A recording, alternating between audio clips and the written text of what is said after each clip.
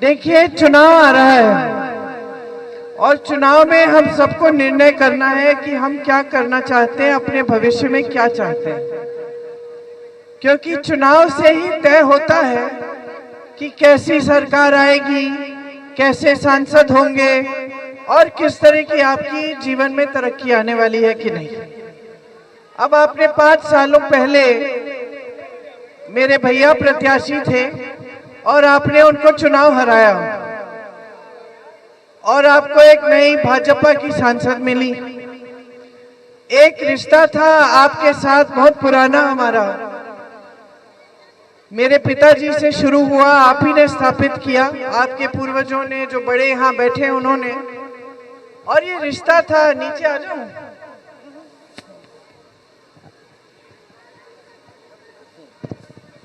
ये रिश्ता था प्रेम का। और अब आप बैठी रहो, नहीं बच क्यों रहे। तो रिश्ता था प्रेम का, आदर का, श्रद्धा का। मेरे पिताजी प्रधानमंत्री थे।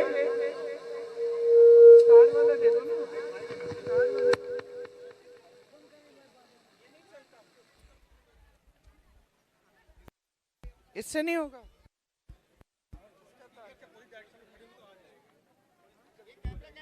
अच्छा, दूर हो जाएगा। स्पीकर ही ऐसा लगाया।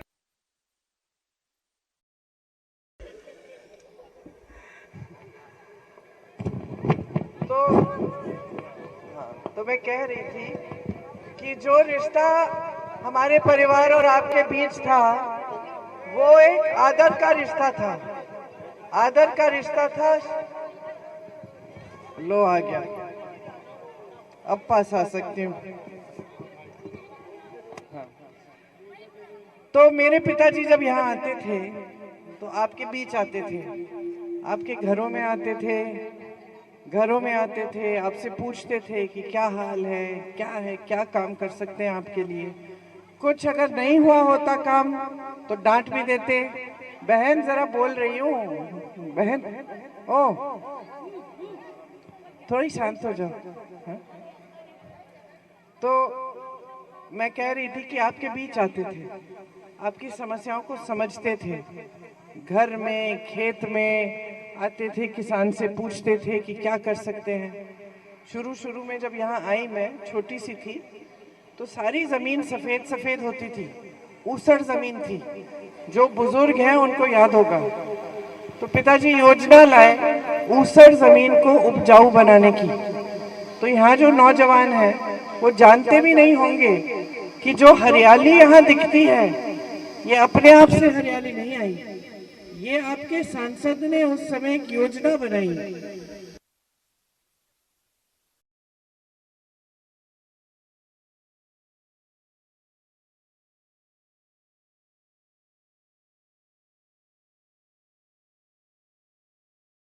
सिंचाई के साधन नहीं होते थे, ट्यूबवेल, ये सब नहीं होता था। उस समय उन्होंने ये योजना बनाई कि किसानों को मजबूत बनाना है, यहाँ सिंचाई के साधन देने हैं ताकि किसान पूरी तरह से कमा सकते हैं। किसान उनको कहते थे कि हम जितना हमारी उपज है उससे 7-8 महीने का काम चल जाता है। किसानों के लिए हमेशा पूरे साल भर खाना होना चाहिए, राशन होना चाहिए, इसलिए उन्होंने ऐसी योजना बनाई। फिर यहाँ उद्योग लाए, नई बड़ी सड़कें बनी जिससे आप पूरे देश भर से जुड़ पाए। आज भी जो बड़ी सड़कें हैं वो सारी कांग्रेस के जमाने में बनी थी। पिताजी शहीद हुए, उसके बाद मेरी माताजी आई, उन्होंने जो पिताजी के सपने थे अमेठी के लिए उनको पूरा करने की कोशिश की, और उनके बाद मेरे भाई साहब यहाँ आए, आपके सांसद बने। जो हमारी राजनीति से एकदम अलग है, हमारी विचार कि जो भाजपा के नेता है ये चाहते हैं कि आपको धर्म के नाम पर, जाति के नाम पर आपके जज्बातों को उभार दें और फिर उस आधार पर वोट लेते हैं, अपने काम के आधार पर वोट नहीं लेते। तो इनके बड़े से बड़े नेता, प्रधानमंत्री से लेकर आपके जो सांसद हैं, जितने भी के नेता हैं, उनको ये एहसास नहीं है कि आपके प्रति कोई जिम्मेदारी है, कि जवाबदेही है। चुनाव में कह देंगे कि हम 2 करोड़ रोजगार दे देंगे, ठीक है, और चुनाव के बाद भूल जाएंगे। जरा चुप रहिए भाई, 2 मिनट के लिए मुझे बोलने दीजिए, है ना। चुनाव के समय आके आपको कुछ भी बोल देंगे, कह देंगे कि आपके खातों में 15 लाख रुपए डाल रहे हैं। चुनाव के बाद नहीं होता, कहते कि वो तो चुनाव के लिए जुमला था, वो कहाँ बोला था हमने। क्योंकि उनको यह एहसास हो गया है कि उनको आपसे वोट लेने के लिए काम करने की जरूरत नहीं। चुनाव के समय आएंगे, आपको बता देंगे धर्म संकट में है, आपके घरों में आते हैं, दुर्दुरिया करा देते हैं, कहते हैं कि वचन लो भगवान के नाम कि भाजपा को वोट दोगे। अरे क्यों ले भगवान के नाम वचन कि आप किसी को वोट देंगे? भगवान क्या चाहते हैं? भगवान तो आपकी भलाई चाहते हैं, चाहते कि आप फूलो फलो। भगवान चाहते हैं कि आप सच्चाई से जियो, ईमानदारी से काम करो। अब भगवान थोड़ी ना एक पक्ष या दूसरे पक्ष राजनीतिक दलों का लेंगे। तो भगवान के नाम पे क्यों शपथ दिलवाया जा रहा है आपसे? क्योंकि काम नहीं किया। मेरे पिताजी प्रधानमंत्री थे तो 10 साल की उम्र से मैंने यहाँ पे प्रचार किया उनके लिए। जब मैं पूछती थी कि क्या प्रचार करूं, क्या बोलूं जनता को, तो ये नहीं कहते थे कि जनता को फुसला दो, गुमराह कर दो, डरा दो, बोल दो कि भाई तुम्हारा धर्म संकट में है, ये सब बाकी पार्टियां सारी धर्म विरोधी हैं। ये नहीं कहते थे।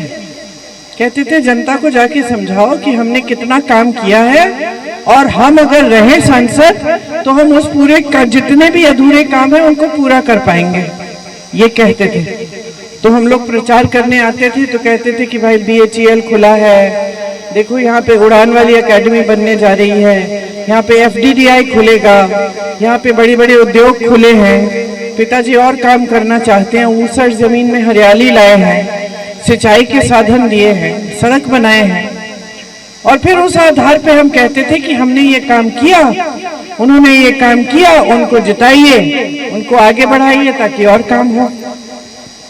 आज प्रधानमंत्री तक के जो सबसे बड़ा पद है इस देश में, उनके स्तर के व्यक्ति आपको कह रहे हैं कि सावधान हो जाओ, कांग्रेस पार्टी धर्म विरोधी है, तुम्हारे गाय तुम्हारे वो भैंस चुरा लेंगे। बताइए, प्रधानमंत्री के स्तर की बात है ये कि आपके गहने हैं, कांग्रेस पार्टी एक्स्ट्रा लाएंगे, अपने घरों में घुसेंगे, आपके मंगलसूत्र, आपका सोना ढूंढेंगे एक्सरे की मशीन से और उसको लेके किसी और को दे देंगे।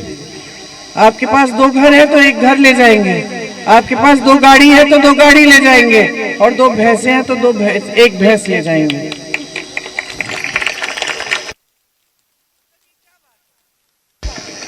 इसका मतलब है कि प्रधानमंत्री खुद ये नहीं कह सकते कि कितने रोजगार दिए, कितनी सड़कें बनाई, कितनी पाठशालाएं बनाई, कितना मदद किया किसानों को, महंगाई दूर कैसे करेंगे, ये नहीं कह सकते। इसीलिए फिजूल की बातें करते हैं, आपका ध्यान इधर उधर जाए, और वोट भी अपने काम के आधार पर नहीं मांग पाते। अब असलियत क्या है, आज देश की सच्चाई क्या है बहनों सुनो। आज आप दुकान जाते हो तो आपको अगर 5 चीजें खरीदनी है, खरीद पाती हो सारी? नहीं, 2 खरीदोगी या हो सकता है 3, और बाकी छोड़ दोगी, बोलोगी कि अभी देखते हैं, जब एकदम ज्यादा जरूरत पड़ेगी तभी लेंगे। है कि नहीं? सच्चाई है। सच्चाई ये है कि सारा जो समाज का बोझ है, परिवार का बोझ है, आप ही उठा रही हैं? अब मान लीजिए कि 2 दिन की दिहाड़ी नहीं मिली किसी को घर पे, भूखा कौन सोएगा? आप सबको खिलाएंगी, जब सबने खाना खा लिया तब आप कहेंगे कि छोड़ दीजिए मुझे भूख नहीं है कि नहीं? जब संकट आता है परिवार पे, बच्चा बीमार पड़ जाता है, आपको देखभाल करनी पड़ती है, तो आप काम तो नहीं छोड़ती। अगर कहीं मजदूरी करनी है वो भी करती हैं, घर आके बच्चों का इलाज भी देखती हैं, बच्चों की देखभाल करती हैं। तो हर तरह से जो बहन है पूरे देश भर में, वही इस देश का बोझ उठा रही है और वही परवरिश कर रही है बच्चों की। और बच्चे सिर्फ आपके बच्चों की आप परवरिश नहीं कर रहे हो, आप देश की नई पीढ़ी की परवरिश कर रहे हो। यही बच्चे बड़े होकर देश का भविष्य बनाएंगे। तो तो आप एक बहुत बड़ी देश सेवा भी कर रही हो, लेकिन आपका जीवन इतना मुश्किल हो गया है आज के दिन, आप कुछ खरीद नहीं पा रही है, मिट्टी का तेल नहीं मिलता, 13 रुपए का राशन बोला था, 13 रुपए की चीनी बोली थी, चीनी भी नहीं मिल रही है। 5 किलो राशन का बोरा आपको पकड़ाया जाता है, उस पे मोदी जी ने अपनी फोटो चिपका दी और उसके अलावा कुछ नहीं करना आपके लिए। तो ठीक है, 5 किलो राशन मिल रहा है, अच्छी बात है। मैं आपको बता दूं कि जहां कांग्रेस की सरकारें थी, छत्तीसगढ़ में अभी हमारी सरकार अभी गई है 6 महीने पहले, 35 किलो राशन मिल रहा था। और मैं आपको ये भी बता दूं कि जो ये राशन मिलता है आपको क्यों मिलता है, क्योंकि जब सोनिया जी आपकी सांसद थी तो वो एक कानून लाई थी कि जन जन को भोजन का अधिकार है इस देश में। मतलब जो गरीब है, सरकार का दायित्व है, सरकार का कर्तव्य है कि उन्हें भोजन दे, राशन दे। तो जो भी सरकार बाद में आई, उनकी मजबूरी थी कि आपको राशन दें, कोई एहसान नहीं कर रहे हैं आप पे, ये आपका कानूनी अधिकार है इस देश में। और 5 किलो राशन से आपका पेट भर नहीं रहा है। आज आपको राशन मिलता है, फिर से कतार में खड़े होना पड़ता है क्योंकि राशन खत्म भी हो रहा है। अगर मैं किसी नौजवान से पूछूं यहाँ कि तुम्हें मैं राशन दूंगी हर महीने या फिर तुम्हें रोजगार दूंगी, क्या लेगा? रोजगार लेगा, क्योंकि रोजगार से वो आत्मनिर्भर होगा, उसका आत्मसम्मान बनेगा। रोजगार से अपने माँ बाप की देखभाल करेगा, अपनी बीवी की देखभाल करेगा, अपने बच्चों की देखभाल करेगा, अपना भविष्य बनाएगा। तो अगर सरकार की नीयत ठीक होती है ना, तो कभी निर्भर करने वाली नीति नहीं होती उसकी। कांग्रेस की सरकारों में अगर आपको 5 किलो राशन मिलता है तो उसके साथ साथ आपको रोजगार भी मिलता है, उसके साथ साथ आपको महंगाई का सामना करने का साधन मिलता है। खेती कर रहे हो, खेती में कमाई हो जाए उसके लिए मदद मिलती है। यहाँ तो ये लोग कह रहे हैं कि लोग 5 किलो राशन पकड़ो और खुश रहो और मुंह मत खोलना, कुछ मांगोगे, कुछ पूछोगे तो फिर देखना क्या होगा। कल परसों इनके मंत्री आए थे रायबरेली, किसी पत्रकार ने पूछ ली कुछ चीज जो उनको पसंद नहीं आई, पिटाई हो गई उसकी। इन्हीं की सरकार में शिक्षा मित्र, जानती हैं, शिक्षा मित्र प्रदर्शन कर रही थी कि हमारा मानदेय बढ़ाया नहीं है। उनको उठाकर पीटा, महिलाओं के हाथ तोड़ दिए, पांव तोड़ दिए और रासुका का कानून डाल दिया, केस डाल दिया। वो ऐसा केस होता है कि जीवन भर लड़ते रहो। राष्ट्र सुरक्षा कानून की देशद्रोही हैं ये लोग, क्योंकि उन्होंने सिर्फ अपना हक मांग लिया कि हमारा मानदेय बढ़ा लो। आज आशा बहुएं बैठी होंगी यहाँ, आंगनवाड़ी की बहनें हैं, मिड डे मील जो खाना पकाती हैं स्कूलों के लिए, वो बहनें होंगी। आपका मानदेय कब से नहीं बढ़ा है उन्होंने? कम से कम 5 सालों से तो उतना ही है, और कभी आपको पूरा मिलता है, कभी पूरा भी नहीं मिलता। तो आपके लिए और आपके भविष्य के लिए, आपके बच्चों के लिए कौन सी ऐसी चीज की है मोदी जी ने 10 सालों में जिसकी वो बात भी कर पाए? बात नहीं कर पाते, इसलिए फिजूल की बातें उठा रहे हैं। अब मैं आपको बताती हूँ कि कांग्रेस की सरकारों में क्या क्या काम हुए हैं, तो आप थोड़ा समझिए कि जब सरकार ठीक होती है तो क्या क्या करती है। कांग्रेस की कर्नाटका और तेलंगाना में सरकार है। कर्नाटका में महिलाओं के लिए बस यात्रा मुफ्त है, मतलब बहनें जा रही है तीर्थ यात्रा में, मायके जा रही हैं, अपने रिश्तेदारों से मिलने जा रही है, एक पैसा नहीं देना पड़ता, बस में बैठती है चली जाती है। दोनों प्रदेशों में महिलाओं के खातों में हर महीने पैसे डाल रहे हैं। सरकार गरीब परिवार में जो सबसे बड़ी महिला है उसके खाते में 2000 रुपए डाल रही है। क्यों? क्योंकि हम कह रहे हैं, हमें मालूम है कि जो मोदी जी की सरकार है उसकी नीतियां इतनी खराब हो रही हैं कि आपको महंगाई का सामना करना पड़ रहा है, और इसलिए आपको थोड़ी सी राहत देने के लिए हम हर महीने 2000 रुपए आपके खाते में डाल रहे हैं। फिर और क्या हो रहा है वहां? आप यहाँ सिलेंडर कितने का खरीद रही हो आजकल? 1200 की 1000? 1000 से 1200। कर्नाटका में 500 रुपए का है सिलेंडर। कर्नाटका में हमारी सरकार है 500 रुपए का सिलेंडर। तो सरकार चाहती है बहुत कुछ कर सकती है। मेरे किसान भाई हैं कुछ यहाँ पे, आप खेती करते हो, आवारा पशु आपके खेत खा जाता है, आपको रात रात बैठना पड़ता है खेतों में उनको रोकने के लिए, फिर भी नहीं रुकते, फिर भी खेत को बचा नहीं सकते। अब ये लगभग 10 सालों से यहाँ यूपी में हो रहा है। कोई इस समस्या को किसी ने हल करने की कोशिश की? नहीं की। छत्तीसगढ़ में यही समस्या थी। हमारी सरकार ने क्या किया? गौशालाओं को इतना बढ़िया बना दिया, पानी की सुविधा, चारे की सुविधा, अच्छे अच्छे छत लगा दिए, महिलाओं को रोजगार दे दिया। वहां महिलाओं के समूह बनाए गौशालाओं से ही जुड़े हुए, ताकि गौशाला से दूध मिलता था उसकी पैकेजिंग कराई, ये अच्छी अच्छी पैकेजिंग करा के दूध, दही, खोया, बर्फी ये सब बनवाया। फिर वो चीजें बिकी, महिलाओं की आमदनी बढ़ गई। 60-70 हजार रुपए कमा रही थी महिलाएं सिर्फ गौशालाओं से, सरकारी गौशालाओं से। फिर क्या हुआ? सरकार ने तय किया कि हम गोबर खरीदेंगे, क्योंकि सरकार समझदार मिलाती है। अब जब लोगों ने सुना कि गोबर खरीद रही है सरकार, तो क्या हुआ? जानवर रखना शुरू किया, क्योंकि पता चला कि जानवर आवारा छोड़ने के बजाय घर में रख लेंगे, आमदनी हो जाएगी, गोबर बेच देंगे सरकार को। और सरकार ने गोबर खरीद के क्या किया? गोबर गैस बनाई आपके लिए, तो आपके घरों में गोबर गैस मिल गई, समस्या हल हो गई। आज छत्तीसगढ़ में जाओ, आवारा पशु नहीं दिखने वाले। ये अलग बात है कि भाजपा की सरकार फिर से आई है वहां 2-4 महीने पहले, तो अब पता नहीं वो कैसी स्कीम लाएंगे। वहां 35 किलो राशन देते थे, भाजपा की सरकार आई 5 किलो का कर दिया।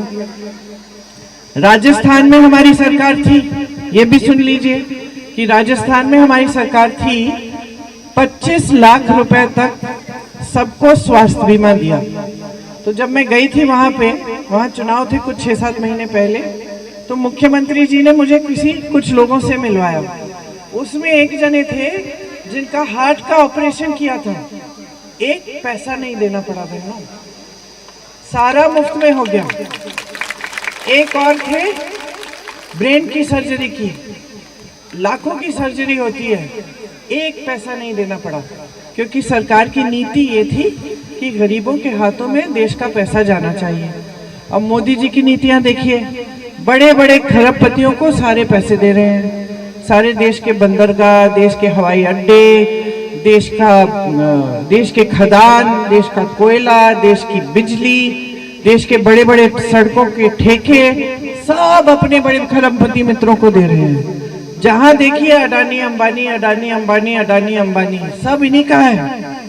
ये लोग शादी कराते हैं अपने बच्चों की, तो आप देखिए, मतलब यकीन ही नहीं आता कि एक इंसान इतनी ऐसी चीज कर रहा है, इतनी शादी हो रही है और इतने बड़े बड़े गहने हैं, और भगवान जाने क्या क्या हो रहा है, लाखों करोड़ों के लहंगे, करोड़ों की घड़ियां, करोड़ों के गहने। ठीक है, अगर वो कमा रहे हैं ठीक है, लेकिन भाई तुम देश का पैसा दे रहे हो, देश की संपत्ति से उनके 16 लाख करोड़ रुपए आप माफ कर रहे हो, और देश का किसान आत्महत्या कर रहा है, उसके पास 50,000 रुपए नहीं है कर्ज चुकाने के लिए, 1 लाख रुपए नहीं है कर्ज चुकाने के लिए।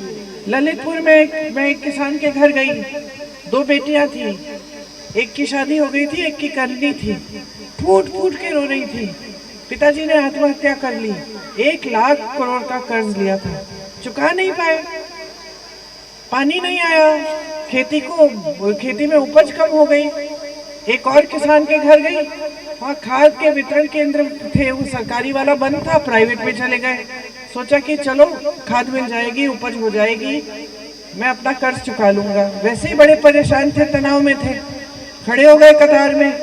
तो उसकी बेटी ने मुझे बताया, दीदी मैं गई, मैंने पापा को बोला घर आ जाओ, खाना खा लो, पानी पी लो, फिर वापस चले जाना। कड़ी धूप थी, उनकी तबीयत ठीक नहीं रहती थी, उनको घबराहट हो रही थी कि मैं कतार छोड़ दूंगा तो मुझे नहीं मिलेगा, खाद कोई और ले लेगा, और खाद कम मिल रही है, वही कतार में गिर के मर गए।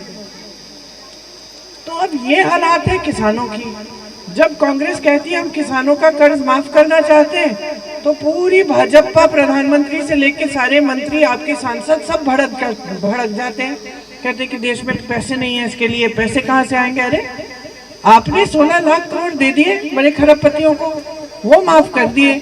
यहाँ किसान 1,50,000 के लिए जूझ रहा है, मर रहा है, आत्महत्या कर रहा है, उसके लिए पैसे नहीं है। वो कहते हैं कि ये जो कांग्रेस पार्टी की गारंटी है कि महिलाओं के खातों में ये पैसे डाल रहे हैं, सब बकवास है, पैसे ही नहीं है देश में। तो आप सब देश के खदान दे देंगे अपने मित्रों को, आप देश के हवाई अड्डे दे देंगे, जहां जहां से रोजगार बनता है बड़ी बड़ी कंपनियां सारी दे देंगे। फिर गरीब के लिए आप कहते हैं पैसे नहीं है, ये क्या बात हुई? सही नहीं है ना। सही नीति वो होती है जो सबसे पहले, गांधी जी क्या कहते थे, सबसे पहले जो गरीब से गरीब व्यक्ति है देश में, उसके आंसू पोंछने का काम है सरकार का, सबसे पहले। और आज उसका एकदम विपरीत हो रहा है। आज गरीब महंगाई से जूझ रहा है, आप खुद जानती हैं, किसान खेती से कमा नहीं पा रहा है। आप सब मेहनत से अपने बच्चों को पढ़ाते हो, लिखाते हो, बच्चा परीक्षा पे परीक्षा देता है, पेपर लीक होता है, घोटाला होता है, और फिर भी अगर कुछ पास भी हो गया, नियुक्ति की सूची में नाम भी आ गया, तो भी रोजगार नहीं मिलता उसे, क्योंकि रोजगार बनाने का काम किया ही नहीं है मोदी जी की सरकार ने। ये है आज देश की सच्चाई। और आपको ये बड़े बड़े मीडिया वाले, टीवी वाले सब यही दिखाएंगे कि भाई देश तो ऐसे आगे बढ़ रहा है, 70 सालों में कांग्रेस ने कुछ नहीं किया, और 10 सालों में जितना मोदी जी ने किया है किसी ने किया ही नहीं। अब अगर मैं सूची बनाने लगूं कि कांग्रेस ने क्या क्या किया, IIT, IIM, ISRO, DRDO, BHEL, HAL, मैं तो यहाँ पे बैठ के 2 घंटों की सूची सुना दूंगी। मोदी जी ने कभी सुनाई है सूची? कुछ किया ही नहीं है। आज 70 करोड़ लोग नौजवान, 70 करोड़ बेरोजगार हैं। 45 सालों में सबसे ज्यादा बेरोजगारी आज के दिन है भारत में। और भारत की बेरोजगारी की बात नहीं करेंगे, पाकिस्तान की बात करेंगे चुनाव के समय।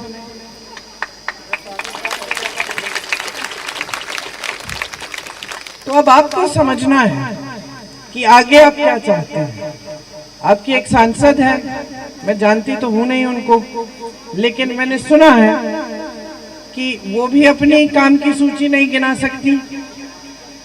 आपको कहा था 13 रुपए की आपको चीनी मिलेगी, अब तो आपको चीनी मिलती ही नहीं है ना। आपको बड़े बड़े वादे किए थे, 15 लाख आपके खाते में मिलेंगे, कहा है भाई 15 लाख रुपए? कह रही है 4 आने नहीं है, 15 लाख कहाँ है ना। तो कांग्रेस की कुछ गारंटी है, और हम इस आधार पे कह रहे हैं कि जिन प्रदेशों में हमारी सरकार है उसमें हमने किया है। मैं बता रही थी कि जहां हमारी सरकारें हैं वहां आज के दिन आप किसी भी गरीब महिला से पूछ लो, उसके घर में जो सबसे बड़ी महिला है उसके खाते में 2000 रुपए आ रहे हैं। तो हम तय कर रहे हैं कि हर गरीब परिवार के घर में जो सबसे बड़ी महिला है उसके खाते में हम 8500 रुपए डालेंगे हर महीने, ताकि एक साल में 1 लाख रुपए पूरे आपके खाते में आ जाएंगे। आपके जो मानदेय हैं उनको बढ़ाने के लिए, आंगनवाड़ी आशा बहुओं के मानदेय को बढ़ाने के लिए हम केंद्र से जो राशि आती है उसको दुगना करेंगे, ताकि आपका मानदेय भी दुगना हो। जितनी भी सरकारी नौकरियां हैं उसमें आधे पद महिलाओं के लिए हम रखेंगे, ताकि आप भी अपने पैरों पे खड़ी हो पाए। ये नौजवान बच्ची हैं, इनको भी रोजगार मिलना चाहिए, ताकि ये भी कमा पाए, ताकि ये भी अपने पैरों पे खड़ी हो। आज जमाना बदल गया है। आज वो जमाना नहीं है कि बच्चा बड़ा होता है उसको मजदूरी में डाल दो। आज सब बच्चे शिक्षित होते हैं और आपका प्रयास होता है, और मैं जानती हूँ महिलाओं का ज्यादा होता है कि हमारी बच्चियां शिक्षित हो। हम चाहते हैं कि जो हम नहीं कर पाए वो हमारी बच्चियां करें, है ना। तो बच्चियों के लिए भी बहुत जरूरी है ये। और हमने एक और नया अधिकार बनाएंगे। हमने ये भोजन का अधिकार बनाया था जिससे आपको आज 5 किलो राशन मिल रहा है। इसी तरह से हमने रोजगार का अधिकार बनाया, इसलिए मनरेगा आया गांव में। 100 दिन का जो रोजगार था वो पक्का था, मनरेगा से ये हमने अधिकार बनाया। अब हम अधिकार बनाने जा रहे हैं कि नौजवान जब स्नातक पास होता है तो उसका अधिकार है कि सरकार उसको कम से कम एक पहली नौकरी दे, जिससे उसके सालाना 1 लाख रुपए बन जाए। ये नया अधिकार हम लाएंगे। हम किसानों के लिए अधिकार लाएंगे कि किसान को जो न्यूनतम समर्थन मूल्य है, जो आज नहीं मिलता उपज के लिए, वो उसका अधिकार बन जाएगा। कोई सरकार इस अधिकार का मना नहीं कर पाएगी। आपको अपनी उपज का सही दाम मिलेगा ही मिलेगा। आज जीएसटी है, हर खेती के सामान पे टैक्स है, महंगा है। हम सारा टैक्स खेती के सामानों से हटाएंगे ताकि खेती के सामान सस्ते हो जाएं।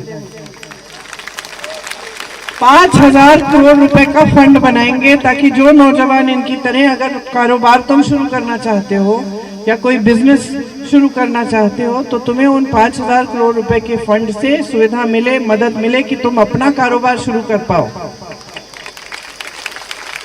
मजदूरी के लिए हम कानून बनाएंगे कि 400 रुपए से कम दिहाड़ी कोई नहीं दे पाएगा। आप मजदूरी करोगे, न्यूनतम दिहाड़ी 400 रुपए।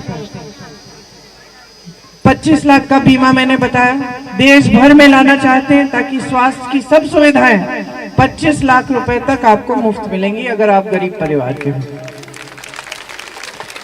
तो ये सब काम क्या है? ये वही काम है कि जो संपत्ति मोदी जी ने पकड़ा दी है बड़े खरबपतियों की, जो आपकी संपत्ति है, हम आस्ते आस्ते अलग अलग स्कीमों और योजनाओं के द्वारा आपके जेब में वापस डालना चाहते हैं, क्योंकि आपके साथ बहुत अन्याय हुआ है। आज महंगाई, बेरोजगारी इतनी बढ़ गई है कि किसी का भविष्य उज्जवल दिख ही नहीं रहा है, सिर्फ टीवी पे दिखता है। आप टीवी चालू करते हैं, ऐसे लगता है कि भगवान जाने कहां कौन से देश में जी रहे हैं कि सब कुछ अच्छा हो रहा है यहाँ। लेकिन ये सच्चाई नहीं है। सच्चाई ये है कि आपके जीवन में तो परिवर्तन नहीं आ रहा ना। आपका जीवन बदला है 10 सालों में।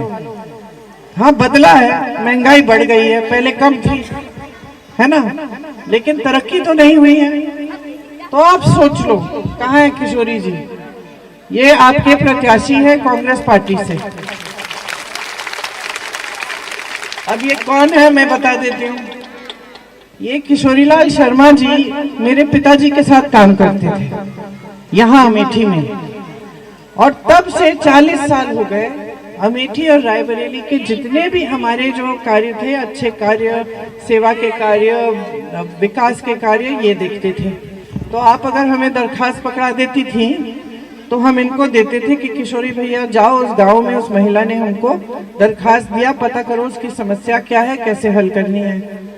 तो इनको अमेठी का गांव गांव ये जानते हैं, गांव गांव में कार्यकर्ताओं को पहचानते हैं, लोगों को, बुजुर्गों को पहचानते हैं। अच्छा ये भी जानते हैं कि भाई ये सड़क कब बनी, इस पे खड़ंजा कब लगा, ये पक्की कब हुई, यहाँ बिजली के खंभे कब लगे, सब कुछ जानते हैं, क्योंकि हमने लगवाए लेकिन काम करने वाले ये थे, बारीकी से काम करने वाले ये थे।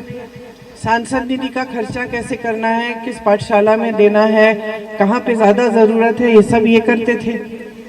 तो ये पूरी तरह से आपके क्षेत्र को जानते हैं, और आपके क्षेत्र को जानते हैं और काम किया है, सेवा की है आपकी 40 सालों के लिए। घमंडी कोई बड़े मंत्री तो है नहीं कि यहाँ आके घमंड करेंगे, अहंकार दिखाएंगे। हमेशा आपके बीच में रहे हैं, घुल मिले हैं आपके साथ, जो समस्या है उसको पूरी तरह से हल करने की कोशिश करेंगे। तो आपको ऐसे सांसद चाहिए या फिर ऐसी सांसद चाहिए जो आपको बोलती है 13 रुपए की चीनी मिलेगी, फिर आपको चीनी बंद हो जाती है,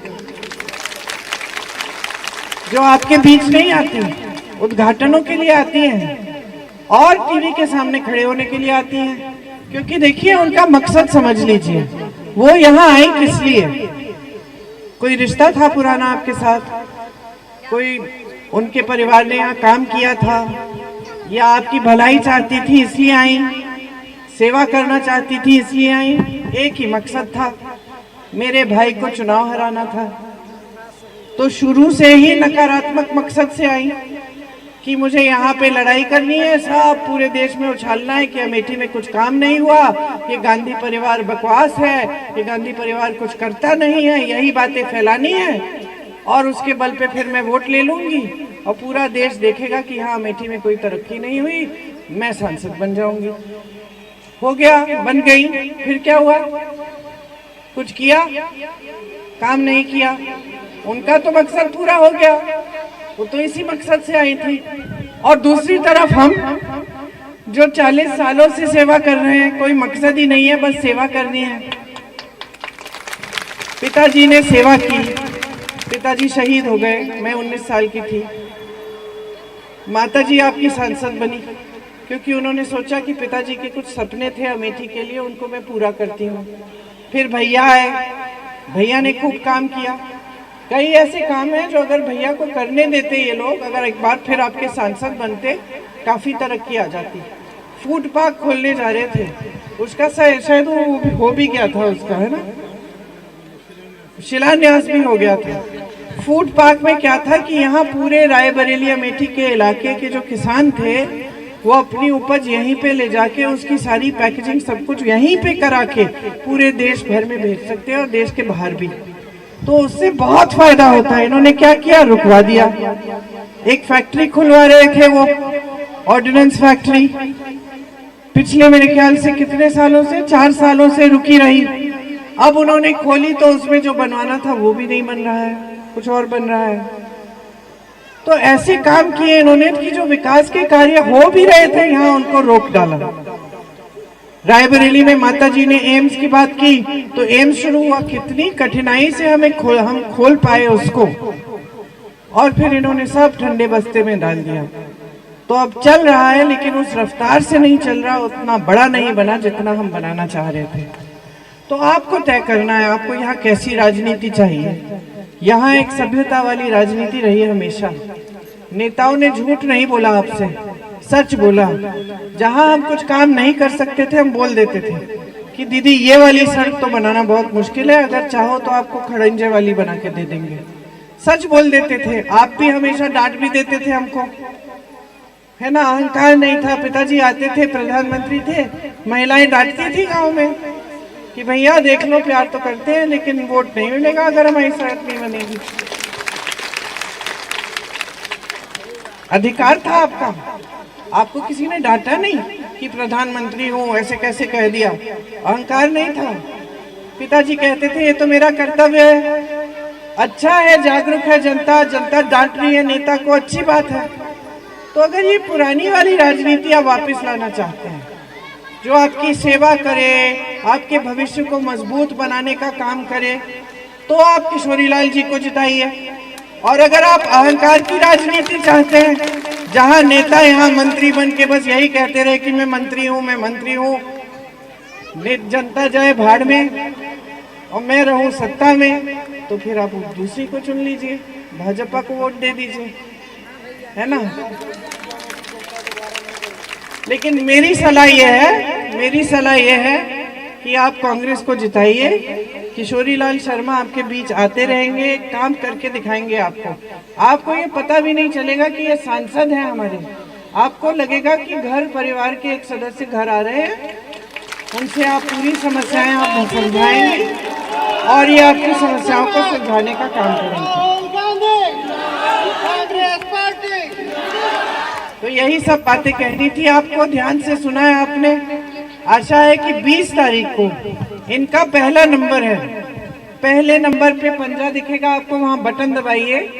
जब बटन दबाएंगे तो टी की आवाज आएगी, तो पूरी वो आवाज सुनिए, उसके बाद एक पर्चा निकलेगा।